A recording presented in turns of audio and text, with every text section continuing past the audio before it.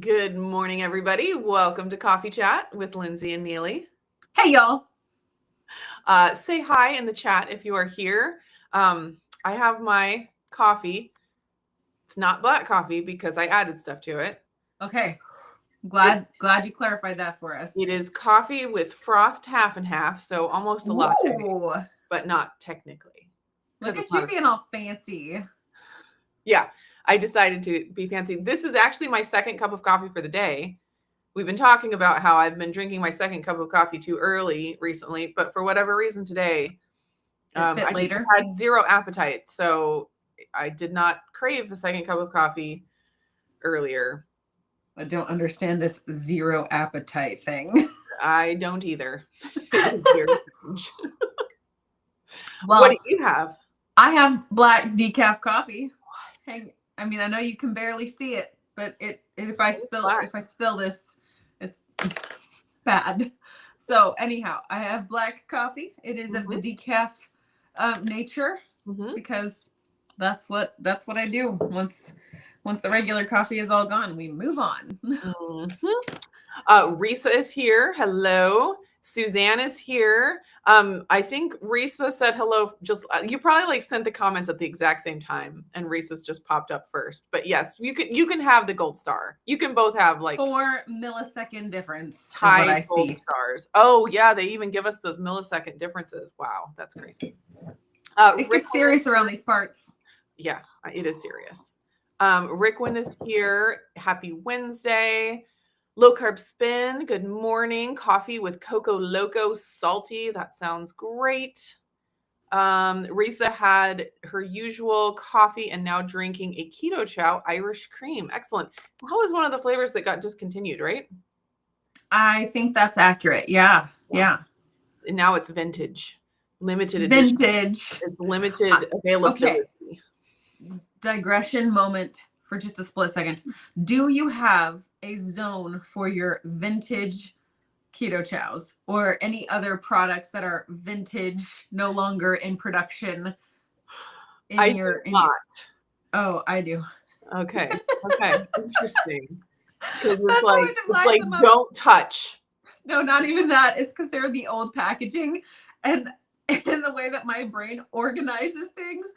Old packaging all goes together, but in color order based on whatever flavor that is. Yes. And then new packaging gets rainbow ordered as well because color. Yes, I just went in and organized all of my keto chow. I actually pulled out. These are all old packaging. Oh my gosh.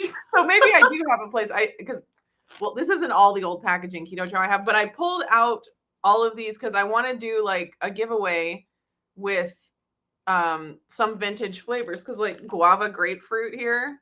Yeah. I'm just not going to use them all. And then, pina colada is now no longer with us, but I know some people like it and I don't. So it's why is this sitting in my pantry when someone else could be enjoying it? So I'm going to do a giveaway. I was thinking, I think I have enough to create my own surprise boxes with one bulk bag and then the rest little packets and make it all fun. It's all going to be old packaging, so that'll be fun. Yeah, but I'm working on that vintage giveaway. Yeah. I also have production. I have vintage perfect keto cereal. I think there might still be maybe a bag left in the basement that my husband has not opened up yet. He really, he seems to enjoy it. He calls it dog food. Yes. But I think we still have a little bit of that and a little bit of the perfect keto mac and cheese. I think we still have some boxes of that hanging out on the storage shelves. Yes, I think I have a bag or two of the cereal. And actually, when I was cleaning in my pantry, I was like, I really should send this to Lindsay because I know how much you guys like it. And I'm the only one that, likes it here. So, well, everyone else has tried it and they didn't mind it, but it's not like something they go for. I think that I could be way wrong. And I know if Jared is here, he will correct me. But my thought is he likes it because it's got that crunch factor to it, but it's very crunchy. So hard that you have to eat it more slowly in order to not break your teeth. Yes. And Yes, so it is kind of an interesting texture where it it's is like, I don't sturdy. know. I mean, I guess maybe like grape nuts or something had that like break your teeth. I was never big on cereal, so I don't know. Yeah, you can obviously if you like put it in milk and let it sit for 2 minutes, it's Soften up. a lot softer. Anyways, we don't even need to go into all of this because this is not even on the market anymore. It is no longer with It's not. no one. Yeah. Anyways, but I have a couple bags and I was like, I really should just put this in the mail to Lindsay. If you do that, I might will do put that. in the mail the black licorice that I have. There you go. Jared likes that one though. I don't know that he really recalls that it's there. Oh. Oh goodness. Okay. Risa says, yes, they discontinued the Irish cream, bought a giant bag before they discontinued. I keep all my keto chow together in plastic bins in the basement. Smart. Yeah, I had to reorganize and like keep a certain amount in my pantry upstairs and then the rest go downstairs so it's not like taking over the whole pantry like it does. We have similar issues here. Suzanne is here. I'm doing a cut with Jonathan now, so no keto chow for me. Oh, that's interesting. Okay. Because you can make keto chow lower fat, lower calorie. Yeah. But I wonder if there's something else about it. I mean, maybe it's the dairy or something like that too. That's a high probability. Yeah. Okay. R Holb is asking, and I don't think I've seen your name before, so welcome. What is, I guess, our favorite air fryer? Lindsay? So I had or have the Kasori 5.8 quart basket style. I do like that one quite a lot.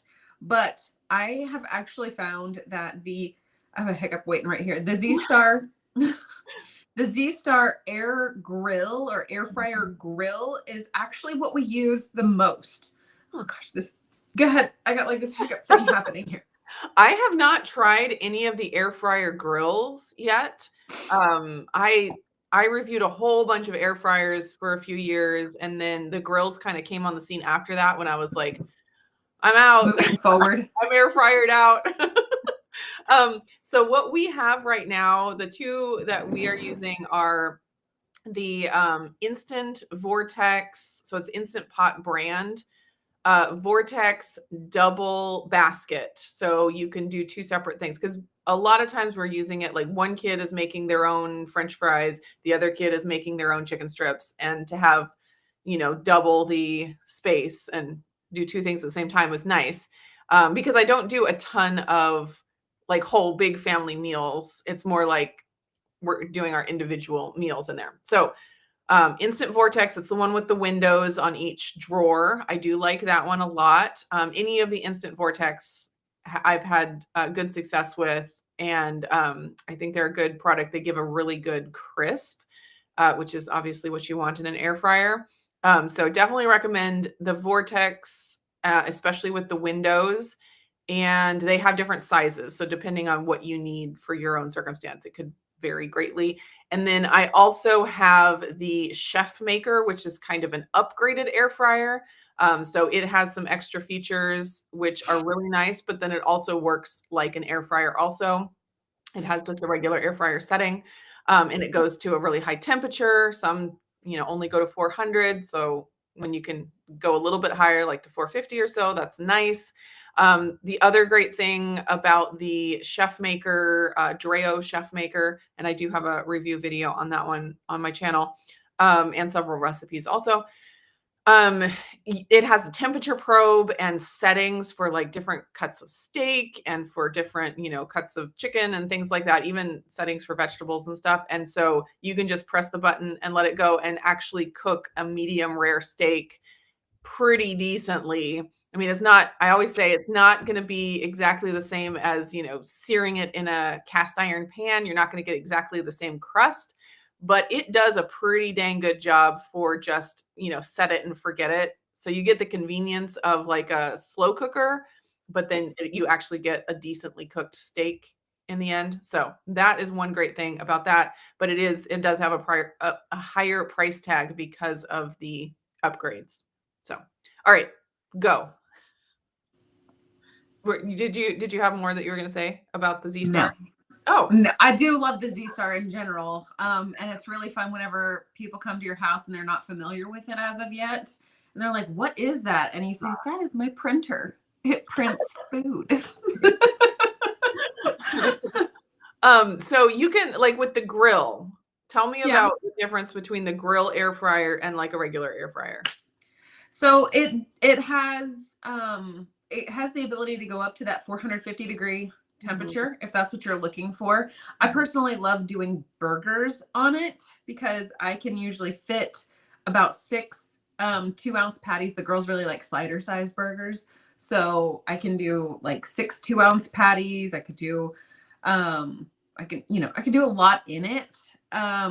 It does not have that basket shakeability to it, Yes. but it does create some marks based on like the little circular like grill lines around it on the bottom. So that's kind of interesting and neat.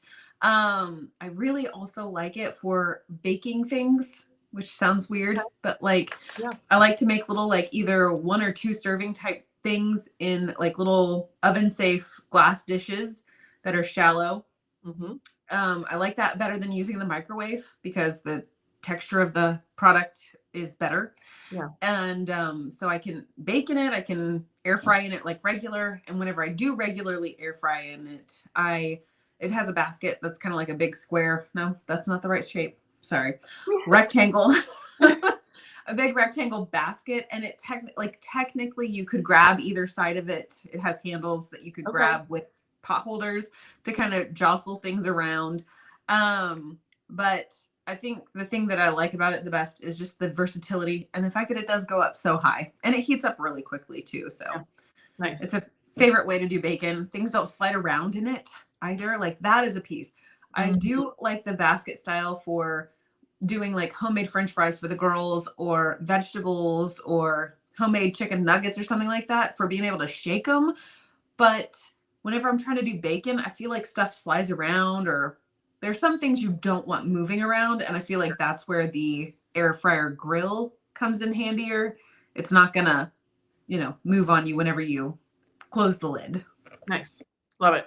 And I believe you have a review on the Z-Star on your channel? I do. Okay. Yeah. So if you want to search our channels for air fryer reviews, I've reviewed a lot of different ones. And so you can check those out if you want, more details on that. Rickwin says she has a lot of the old keto chows, but still working through them. Just had one to make chaffles for breakfast this morning. Excellent. Yum, yum. Suzanne has a lot of the old keto chows too. Risa also, not much left. She's working through them. Suzanne says she loves her Ninja Grill air fryer. I've heard good things about that. I think that one is, the style and shape of it is extremely similar to the Z-Star. And I don't know which one came out first, but I feel like with a lot of these companies come out with the same things all the time. I think that they are all very similar, and just sometimes it's one of those deals where you're like, I just got to dive in and try. Yeah.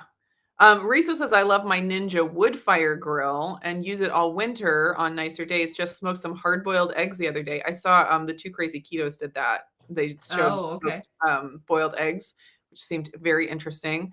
And it was 24 degrees outside that day. So I haven't looked into what the wood fire grill is all about, but I've seen ads for it and stuff. It looks pretty cool, but I don't know exactly how it works.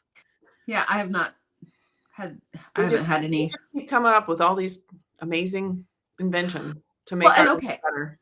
Do you find that once you have like a couple of varieties of ways to cook the same thing, your brain kind of disengages and says, I've got enough? Yeah. I find that happens to me. I can cook eggs on the stove.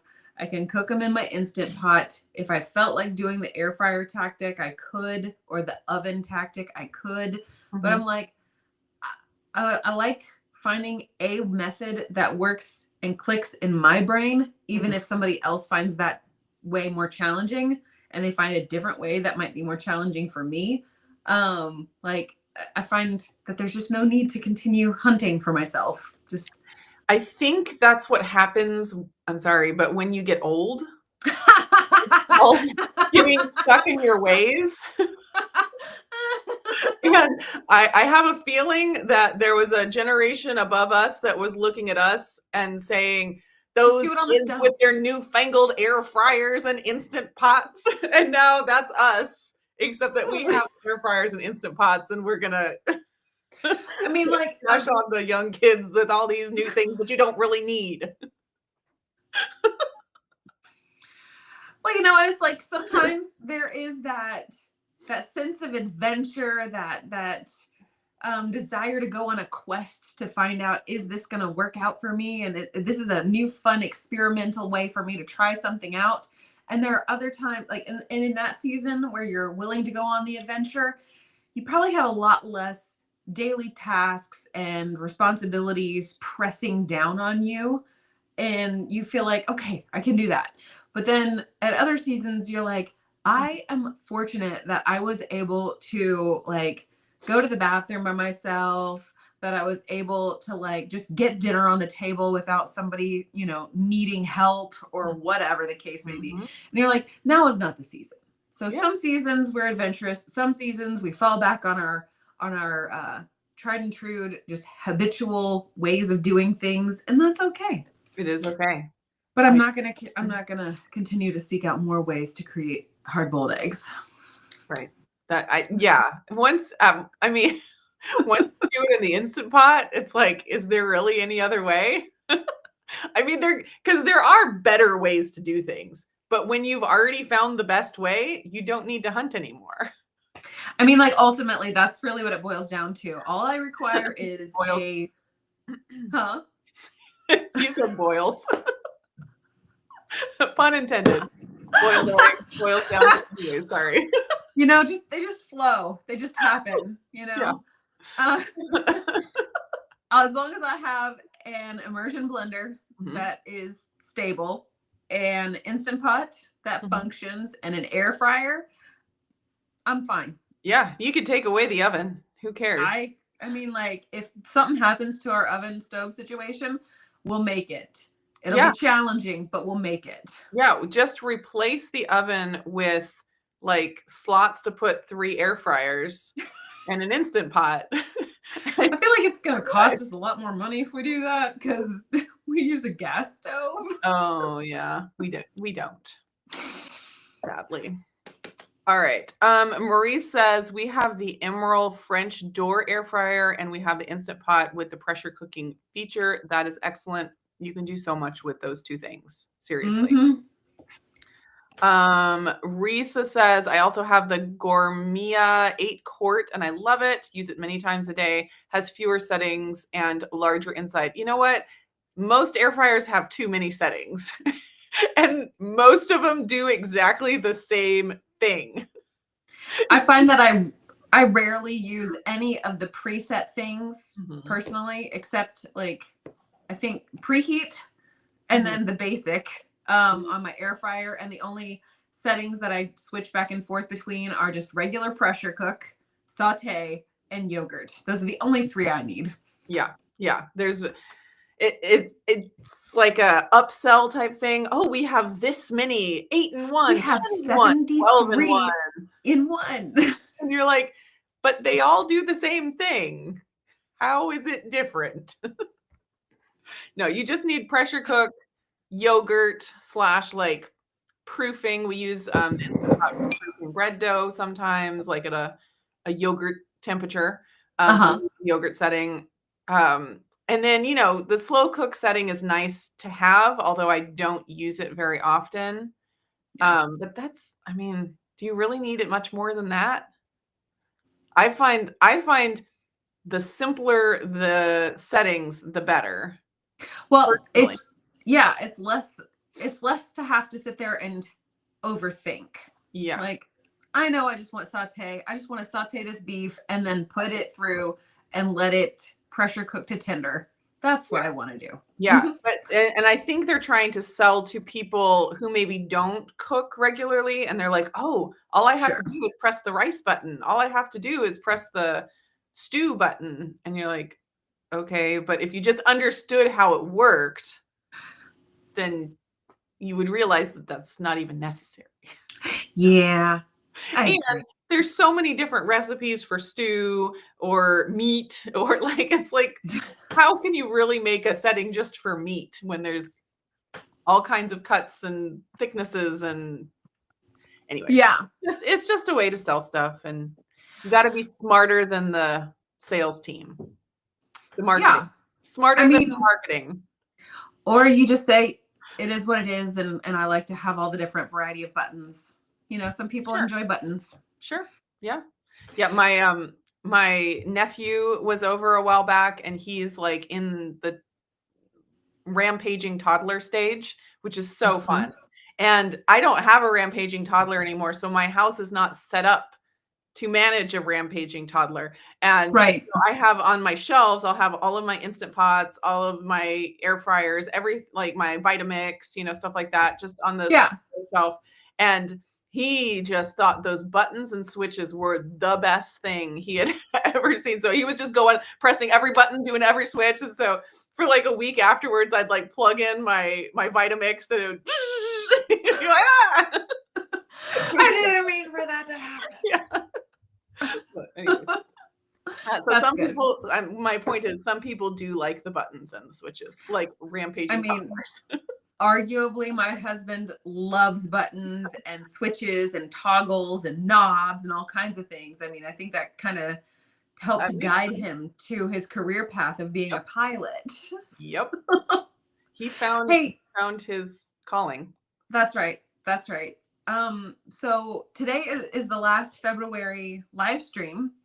And this month we've been trying to focus in on fitness, but here we are just talking about appliances. I know. And it's fun. It's a good time. Yes. Well, typically we chat about whatever for the first, I don't know, 22 minutes. Okay. So what I'm trying to say is that I'm a little bit like all done talking about Instant Pot. Okay. All right. Well, we'll have met my threshold dedicated to kitchen appliances, because we could probably talk about them for a month. Probably. Yeah, we could definitely do that. Just like little different helpers in the kitchen. Maybe we should write that down for like another. Yeah. One of our monthly foci. That would be great. Okay.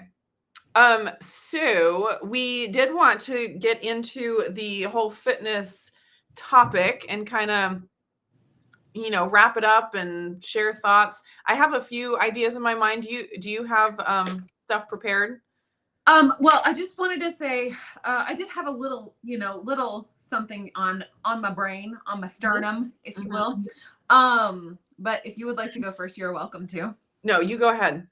Okay. So this us focusing on fitness, we've kind of discussed a variety of things, like what each of us kind of had as like our fitness story, so to speak, like where we've come from and where we are kind of currently sitting. And the this past winter, like we fully have embraced outdoor activity of snowboarding. And something happened this past Friday, that was huge for me. And that was everything finally clicked in my head. And that was kind of like the resonating concept, was like, everybody tells you that, once you start doing this thing, it's going to, like, you're going to feel amazing. It's going to be amazing. They tell you that with like running or something like that. Like, oh, once you start getting into it, like eventually you get that runner's high and you can't not go for a run. Like you feel compelled, like you can't even control the desire to go and do that activity. Well, for the past season, it has been extremely challenging for me to learn to snowboard and feel comfortable at it. Like I can do it.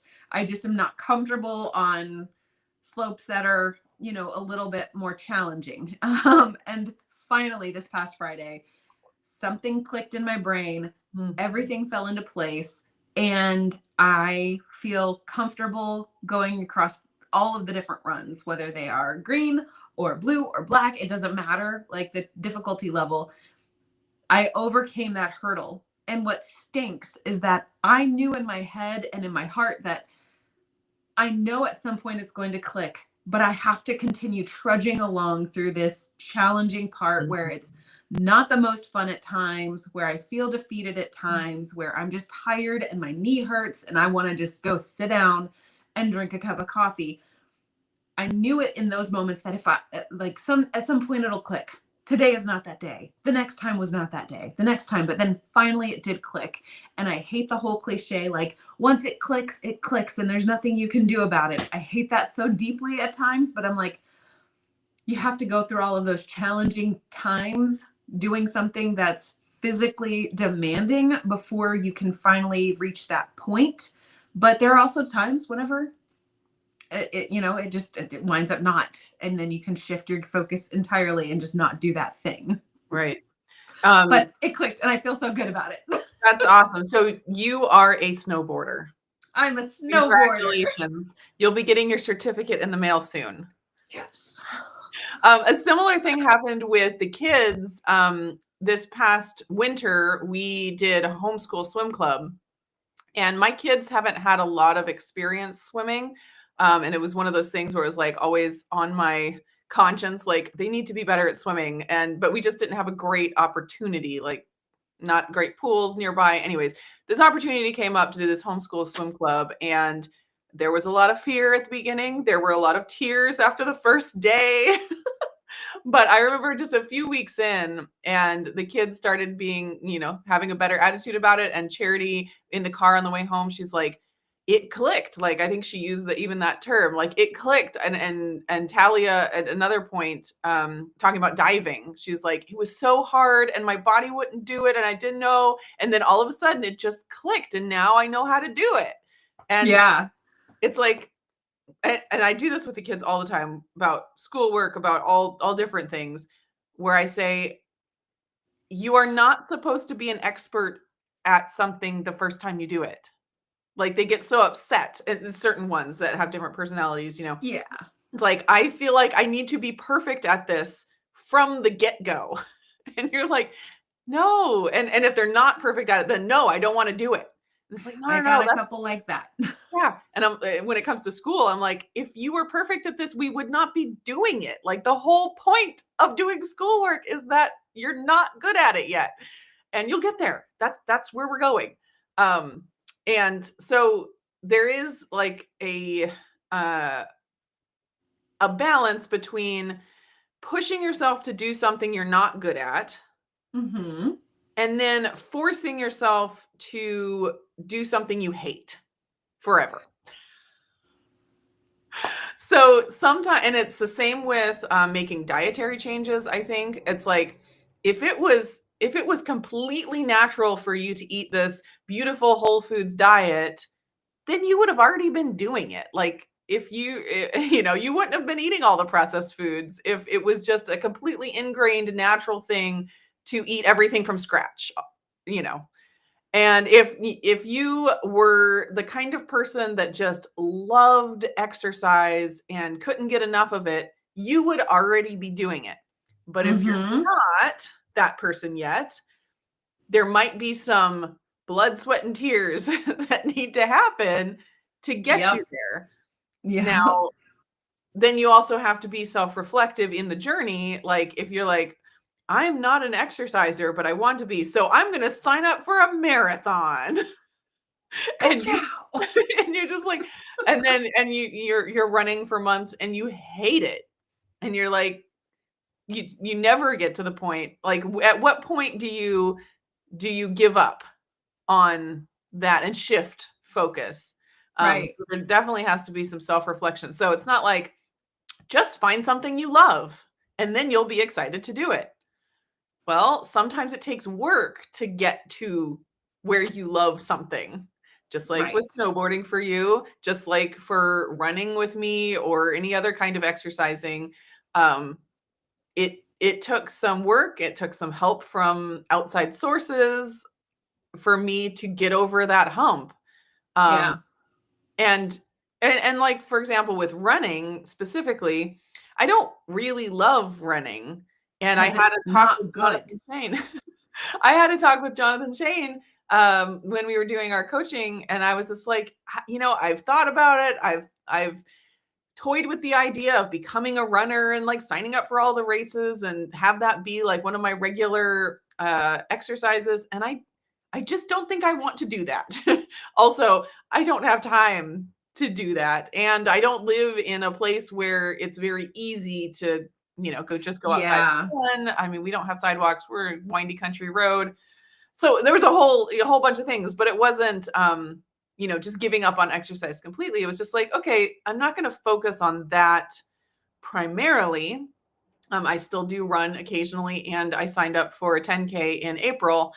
So it will be part of my life, which there is value in doing things you're uncomfortable with and you don't love. Fair. So I'm challenging myself that way. But I'm not a runner. I I told somebody the other day that I signed up for a 10K in April. They're like, "Oh, so you're a runner?" And I'm like, "Nope, I sure am not." No, I'm just touched in the head. I just like to do torturous things every once in a while. That's all. That's right. We got to say hi, goodbye to Risa. She's got to go. Have a good And time. hi to Chris. Chris will take Risa's place in the chat. Excellent. Yes. Yeah. So, I mean, I'm not ready for a 401k. That just sounds like way too much K to me. That's way more aggressive. I'm capable of. Miriam is here. Hi, Miriam. Hi, Miriam. It's been a hot minute since we've had you like say hello. I know. Okay. Break. So, I was thinking about, and we were talking on our, Lindsay and I chat, we're friends, so we chat every once in a while throughout the week. And we also send each other copious numbers of GIFs and memes and reels. So many. Like, that's how we communicate largely. I think Instagram reels are our love language. Fact. And it's always great when you send me one that I like almost sent to you. It's so great. Anyways, we were talking about there's this idea, and maybe it's part of like the diet, nutrition, exercise, like getting healthy through exercise marketing, where it's like, you don't have to change your life in order to be a fit person or to, have a healthy diet. You don't have to change your life. This is easy. This is nothing. Just add this little one thing and you don't have to change your life. And I'm thinking that that's not actually true. You kind of do have to change your life, and not that you have to leave your family and go find a new family or, move from rainy Portland to Costa Rica necessarily, like within reason. But you do have to change your life. And so for me with exercise, I feel like I was always trying to just add an exercise onto my life. Or a program onto my life, or a gym membership onto my life. And I never really internalized it and became an exerciser, kind of like Lindsay is now a snowboarder. And so like, I don't want to perpetuate the American, I think it's a very Western American idea that you can get XYZ results without actually having to change your life. And so, there's this whole, especially on social media, there's like this whole set of, it's like a type of person. And I laugh at these memes and reels and stuff about people that hate exercise, for example. and there's all kinds of different, types of people that people make fun of. People that drink lots of coffee or people that drink lots of wine. That's not one that I, resonate with, but that you see those kinds of reels about, always having The coffee one hurt. I don't know why you would bring that up. Okay. But like this like tired mom hates exercise, can never get it together. And the reels are funny and I relate in a lot of ways to that. Yeah. But now that I've become an exerciser in that it is part of just what I do. I don't relate to it as much anymore. Yeah. And I don't celebrate it because there's kind of like a celebration of it when you're making fun of it, which I totally get. It's very cathartic and therapeutic to laugh about hardship and, things that we struggle with. That's fine. But I just find that since I have changed myself, I'm like, I'm not that kind of person anymore. Yeah. Whereas I used to really identify with that and be like, oh yeah, I hate exercise, blah, blah, blah. I'll never run. What kind of an idiot would run? I'm going to hang out in that camp for a little bit longer because there are other exercises I like. Because it is running. Running is running. terrible. But here I am signing up for a 10K again. Anyways. So my point is you do kind of have to change. And your body, to a certain extent, reflects who you are. Okay. And so if I am a person that hates exercise and has to force myself to do it, and I try to add on an exercise program, it probably won't stick to the point that my body is affected. Does that make sense? Okay. I mean, maybe I could force myself to do it for a certain amount of time. Yeah. But overall, it probably won't change my body. And same thing with time. Yeah. Same thing with, diet and nutrition.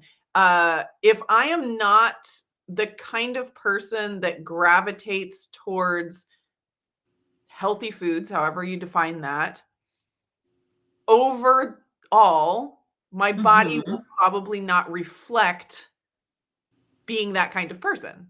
My body will probably reflect being the kind of person that is just like, oh, whatever, I'll just eat the pizza or go through the drive-through or, whatever. I don't know if this is all making sense, but it's like all of the diets and the workout programs and things that you're trying to add on, like this is the thing that's going to fix me. Unless you internalize it and actually become that person, at least this is my experience, it doesn't end up getting to ultimately the effect that you are looking for long term. There are plenty of things that you can do in 30 days and it has a certain effect. But long term, if you don't actually change your life to a certain degree, your body will reflect that. Well, and I think also it's one of those things where anything you add into your life, it consumes resources, whether that is your time, your energy, your mental capacity. And in order to allow that thing to consume your resources, you have to reallocate resources away from something else. And so like for us with the snowboarding thing, like our free time, our ability to be flexible has been shifted. Like, oh, the weather's good today, let's drop things and go snowboarding. So instead of like, oh, we're going to go, do something different, or we're just going to stay at home, we're going to reallocate that resource of time and energy to this thing that we do want. And then come summertime, we'll reallocate that time to something different. But we're still putting the time and effort into becoming what we want to become. And, like our actions are dictated by those resources, I guess. I don't know. It's really quite hard for me to, like, my brain just kind of glitched, forgive me. But I do think you're right. Like, you do have to become that. I don't think that I would have gotten to the place where things clicked as with the snowboarding thing specifically. Like, that's just like my current example because that's what my current experience is. I did not click with being a snowboarder because it just happened. It was like I put effort into it. I allocated my mental bandwidth to looking up different like videos, talking about it with my family, talking about it with my husband, talking about it, and then discussing different tactics or different things to do, and then going out and actually doing it. Like, we reallocated a lot of our stuff, and we would look at, we like 1,000 different types of things. Like, we have a very broad selection of interests. But I was watching less and less sailing videos because my focus was on becoming a snowboarder. And so it's like, I put one thing down so that I could focus on another. And I wouldn't have been able to become another thing if I wasn't actually trying to change who I am to a degree. A lot of my weightlifting and training and things like that have shifted because my friend and I, we're snowboarders now. So she's like, I'm going to have my husband rewrite our workouts so that it's more focused on what can help us whenever we go down the slopes. Yeah. Like, everything kind of shifted to become what, or shifted to support what we wanted to become. Yes. And we set down a whole lot of other things, a lot of other conversations we just set along the wayside. We're like, that's not who we're trying to work on becoming right now. So we're just going to set that aside. Not that we can't pick it up later, but for right now, this is our focus. And we discuss regularly how sad we are that winter goes by way too fast now. Yes, it is a very seasonal thing. Yeah. So I think, like, thinking about myself back when I'm going to say I wasn't an exerciser in my heart, even though there were exercises that I did, but in my heart, I wasn't an exerciser. So it was like, I would look for ways to get out of exercising.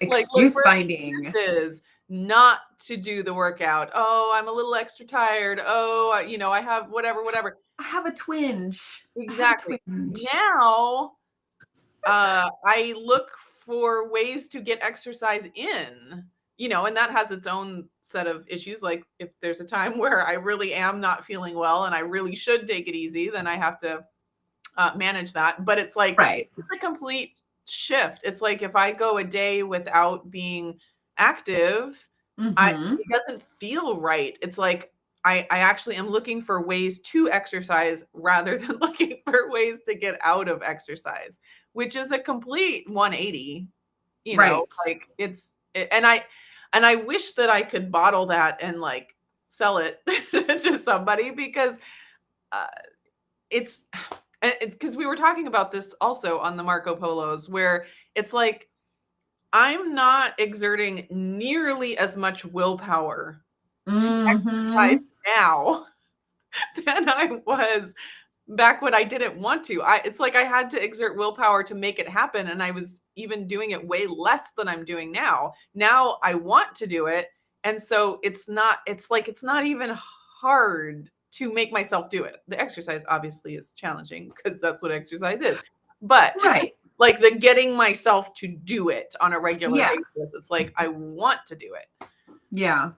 And it's like, you can't just flip that switch. I've been trying to for, my whole adult life. And it took outside, help from Jonathan Shane and from my exercise group and friends that, we're doing runs together and, stuff like that. And it's like, yeah, it's a complete change. And I don't want to sit here and be like, I am so dedicated and have so much willpower that I work out twice as much as I used to. Like, I have double the willpower. No, there was something else that changed about me.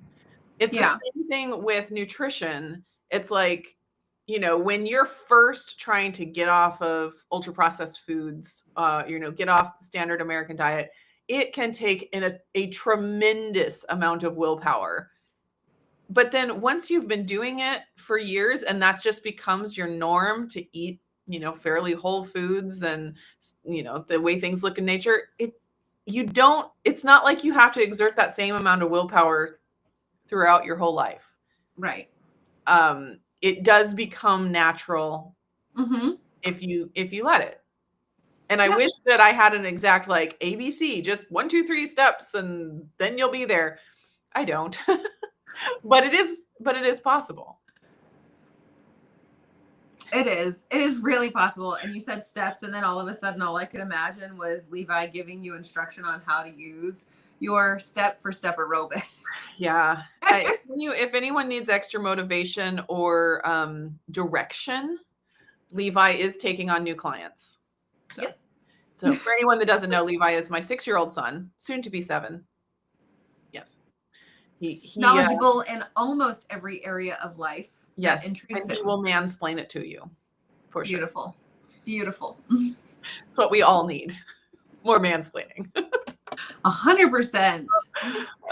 Suzanne says, it has taken me 2 years of paying for a personal trainer to finally like weightlifting. That is amazing. And sometimes it takes that, it's hard to change ourselves. It is. It's easy to buy a 30-day program. Money, for a lot of people, for a 30-day program, easy to come by. Right. Changing yourself, not so much. Yeah.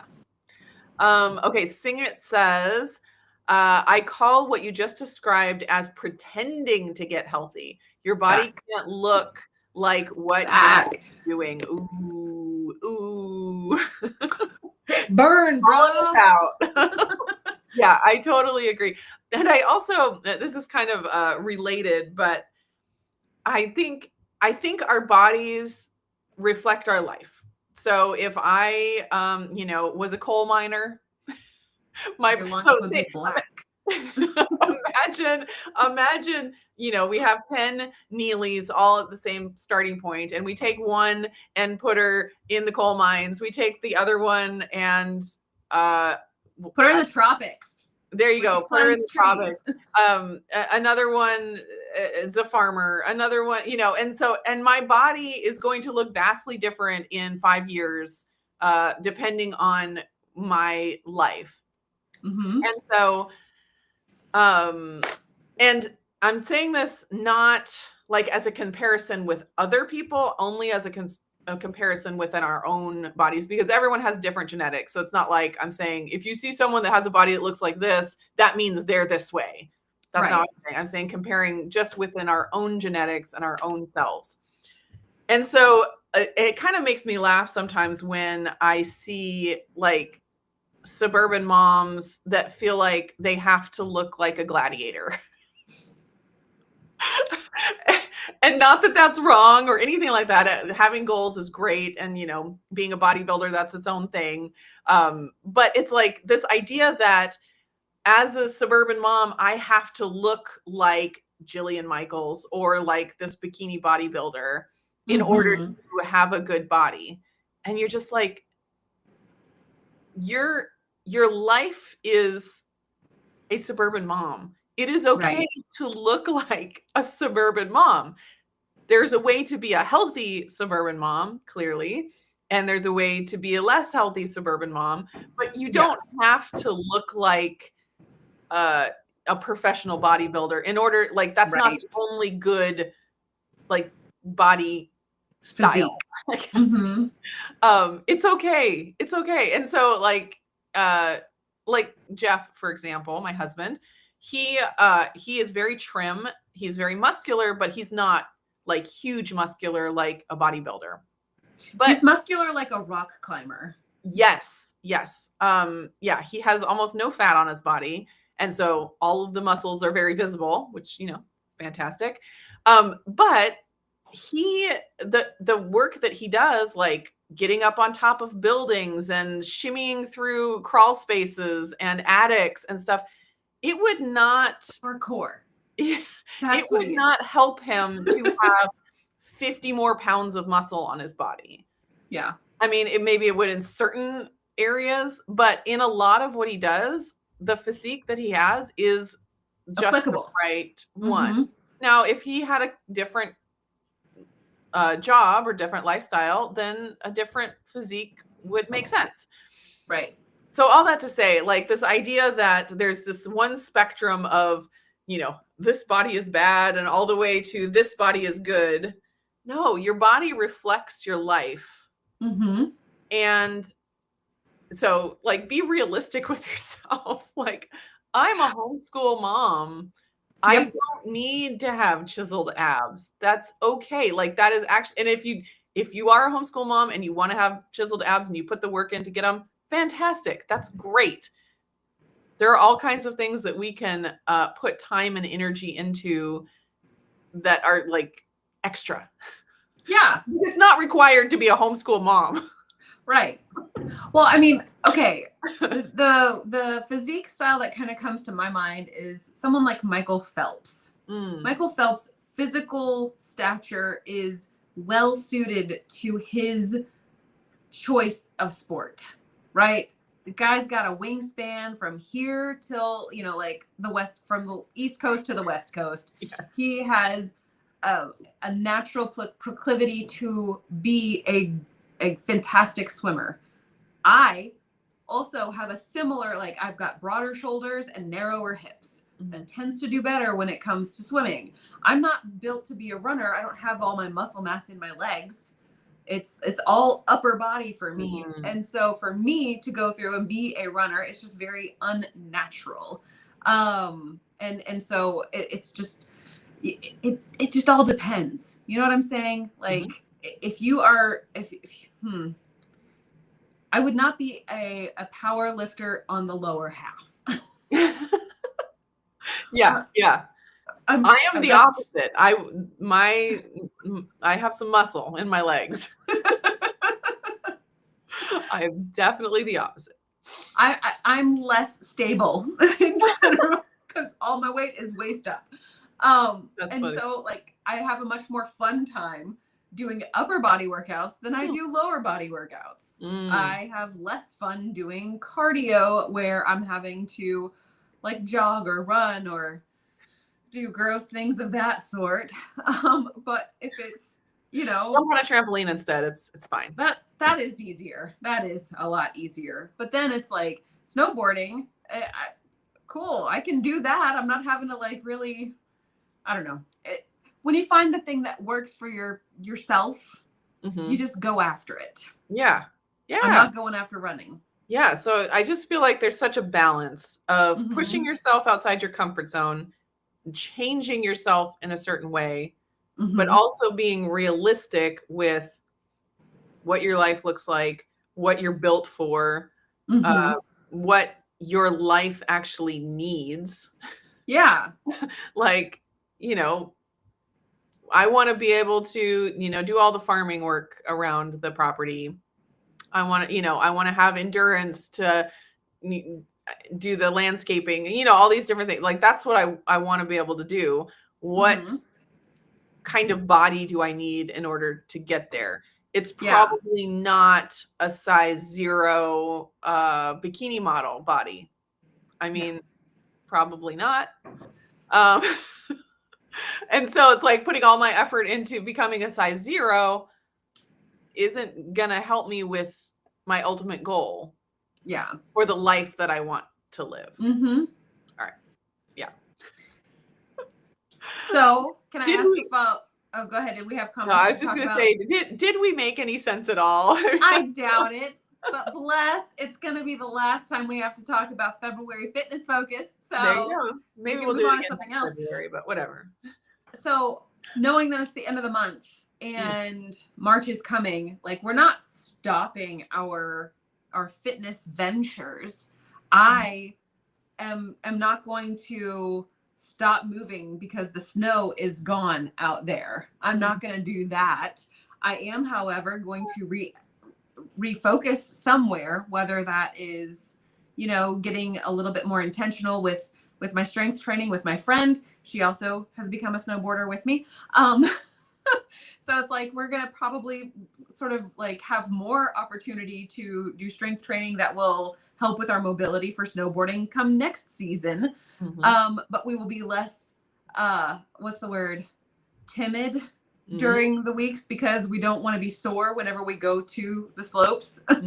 Like we worked our different workouts around the fact that like, okay, if we go snowboarding on Friday, we don't want to have to do a leg workout on the Thursday before, like that Thursday 24 hours before, because we will die. So we'll do that on Monday. Everything is in relation to when you're going to be on the slopes.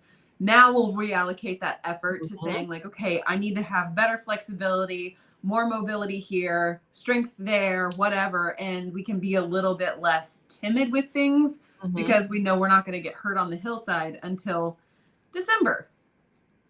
Nice. I love it. Want to say hi to Marie, listening at work. Kelly says, what sport I was interested in at the time seemed to become part of my identity, and my attention was fully focused on that. It made it incredibly enjoyable. Yep. I would agree. I would agree. Yeah. And not that that's without difficulty, because some people make a sport their identity and it becomes, too much, or they break their leg and then they can't do it and they have an identity crisis. Like there's ways to go off the rails in multiple areas, but to a degree, having it be part of who you are is very helpful. Trying to do something externally usually just doesn't last, like at least for me. Yeah. Let's see. Singit says, so then you really have to retrain your brain. Yes. Yeah, that it is. And like that repetition of it, like you with snowboarding, you had to just keep doing it.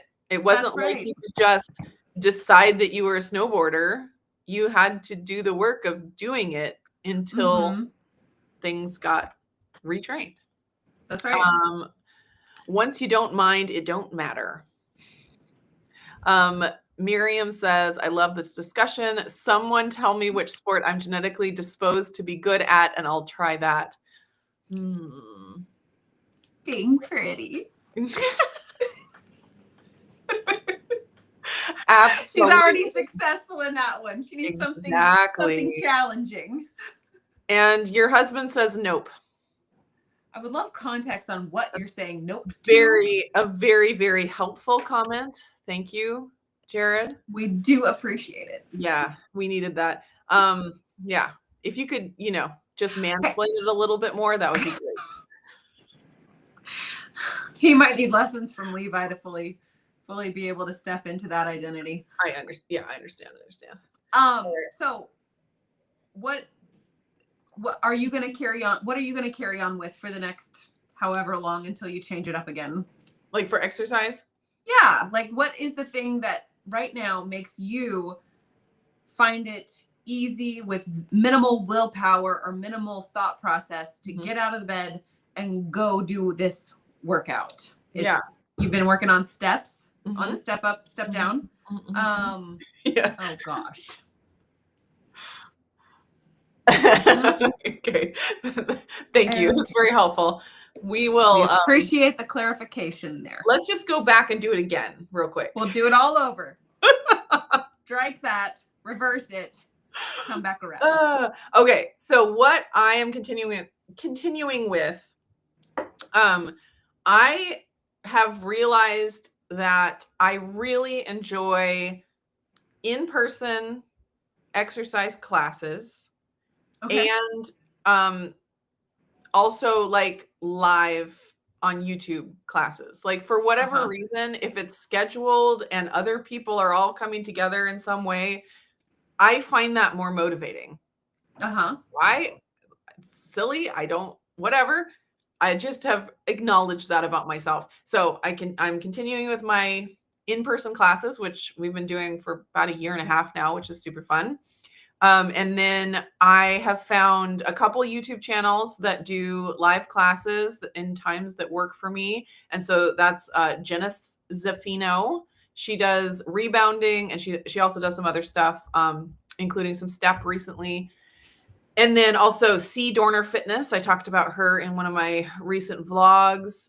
She does 5 workouts a week. They're not always live. Sometimes they're premieres, and it's like older workouts that she's premiering again. But she has a schedule and has 5 workouts a week. So I often will do those. It's at 6 a.m. when when they premiere or go live. So I'll do those most days, and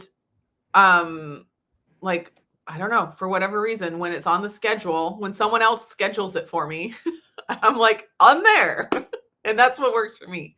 That's awesome. So I'm going to keep doing that. And it's like a really solid mix of all, realms of fitness. There's definitely cardio. There's definitely like HIIT, Tabata type things. There's lots of strength, dumbbells, and, heavy weightlifting. And then also a good mix with recovery, stretching, mobility. And I feel like I get a really good mix of all of those things throughout the week with doing that.